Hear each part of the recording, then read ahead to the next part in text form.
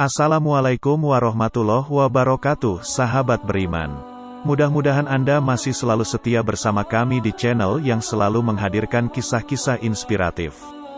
Pada kesempatan kali ini kami sudah menyiapkan satu kisah berhikmah untuk menambah iman kita.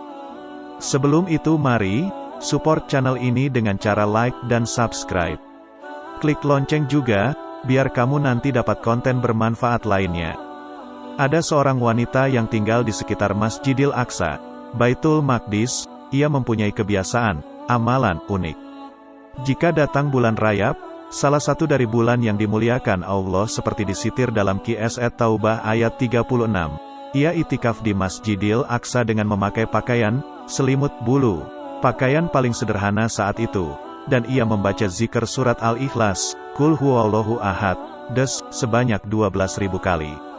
Ia tidak pernah meninggalkan kebiasaan amalannya itu setiap kali bulan Rajab datang, hingga kematian menjemputnya.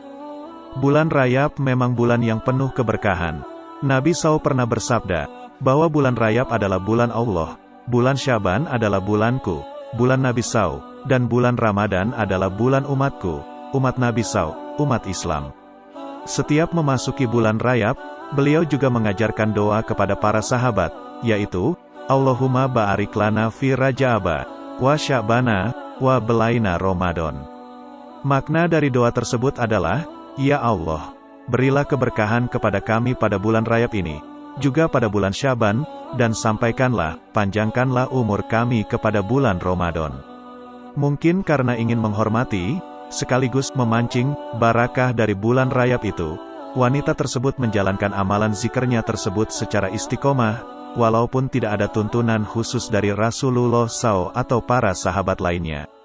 Soal ibadah yang bernama zikir ini, menurut pendapat mayoritas ulama, memang tidak ada tuntunan khusus seperti halnya ibadah salat, puasa, wudhu, dan lain-lainnya.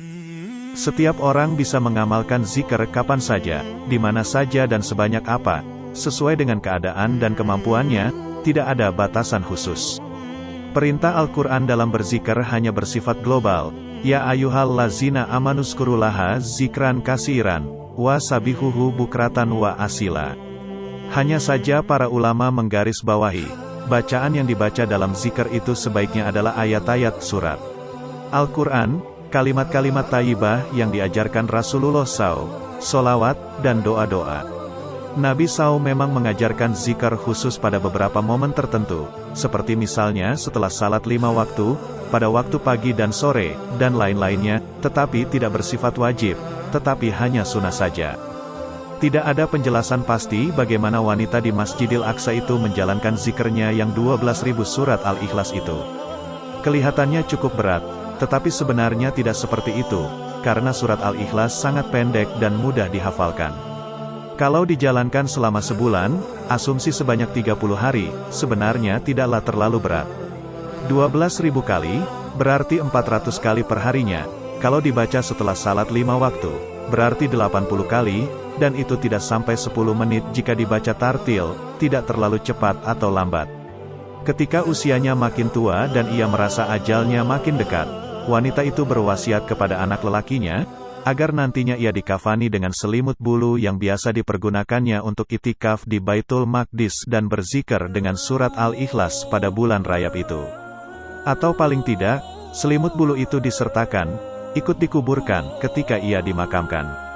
Ketika wanita itu meninggal, anak lelakinya itu malu untuk mengkafaninya dengan selimut, pakaian, bulu itu, yang keadaannya sudah tua dan kumal, apalagi ia termasuk orang yang berkecukupan. Ia membeli kain yang berkualitas bagus dan berharga mahal untuk mengkafani jenazah ibunya. Pada malam harinya, anak lelaki itu bermimpi bertemu ibunya dalam keadaan marah. Ibunya itu berkata, "Aku tidak senang kepadamu karena kamu tidak mau melaksanakan wasiatku." Anaknya itu terbangun dalam keadaan ketakutan. Ia segera mengambil selimut bulu milik ibunya dan segera berangkat ke pemakaman dengan membawa cangkul, atau alat penggali. Ia terus menggali sampai kedalaman tertentu, tetapi ternyata ia tidak menemukan jenazah ibunya. Ia kebingungan sekaligus ketakutan, jangan-jangan ini akibat kesalahannya juga karena tidak melaksanakan wasiat ibunya. Tiba-tiba terdengar hatib, suara tanpa wujud, bergema di sekitarnya. Tidakkah kamu mengetahui bahwa sesungguhnya orang yang berbakti kepada kami dalam bulan Rajab, tidak akan kami biarkan sendirian. Masya Allah, sebuah kisah yang mudah-mudahan bisa menjadi ibroh untuk kita. Jangan lupa berikan komentar Anda dan subscribe channel ini, agar nanti bisa mendapat kisah-kisah menarik lainnya.